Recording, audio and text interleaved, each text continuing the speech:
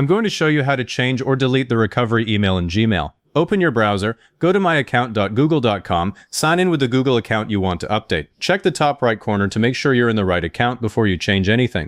Once the dashboard opens, click Security in the left sidebar. Wait for the security page to finish loading before you click anything else. If you're on a phone, tap your profile picture in the Gmail app, choose Manage your Google account, then tap Security. On the desktop page, the Security tab opens a long list of sign-in and recovery settings. Scroll down until you see the section labeled How you sign into Google. On some accounts or newer layouts, Google calls it Ways we can verify you're you. Both names point to the same place. Click Recovery Email. Google asks for your account password again because this is a sensitive setting. If it opens a full-page password screen instead of a small dialog, that's normal. Type the password for the account you're currently in, not the new address you're about to enter. That's the mistake I see most here. After you sign in, the panel shows your current recovery email. Mine is an old backup address that I don't check much anymore. The page might not display the full address, just the first character in the domain, and that's normal. That's the first thing people get wrong. This setting is not inside Gmail's gear icon. It's at the Google account level, so changing it here updates recovery across Gmail and every other Google service. To change it, click the pencil or edit icon next to the current recovery email address. The text field highlights. If the icon doesn't show up, hover over the address and it appears. Clear the old backup, type the new email address you can actually get into. I'll use newbackup@gmail.com. Type the full address, including the domain. Don't use a work or school address here because if you lose that mailbox later, it can't receive a reset link. Click Save, or Next if that's the button on your screen. If Save stays grayed out, you've got a typo in the address, usually a missing it sign or an extra space.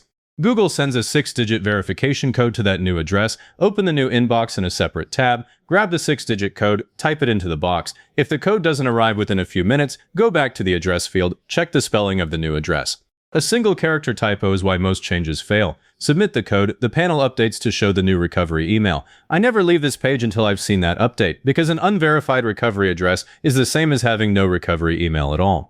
Now, if you want to delete the recovery email instead, go back to the same recovery email section. To show the delete side, I'll remove the address I just added. Click the trash can or delete icon next to the address. On some layouts, there's no icon. Clear the text box, click Save. Google asks you to confirm the removal. It may also ask for your password one more time. Enter it, click Confirm. The address disappears from the field immediately. There's no undo button here. Deleting is not a temporary hide. Once it's gone, Google won't offer it as a recovery option anymore.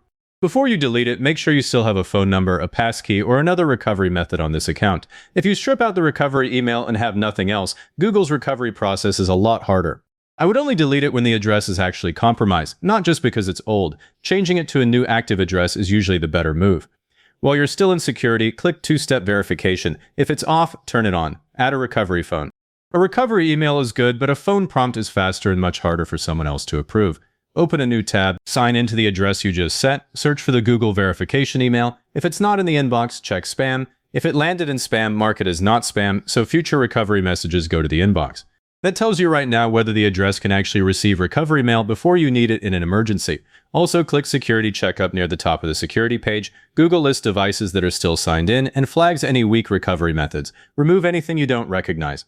If that got you sorted, hit like, subscribe, and leave a comment saying this was helpful. Comments are what push this to other people looking for the same thing.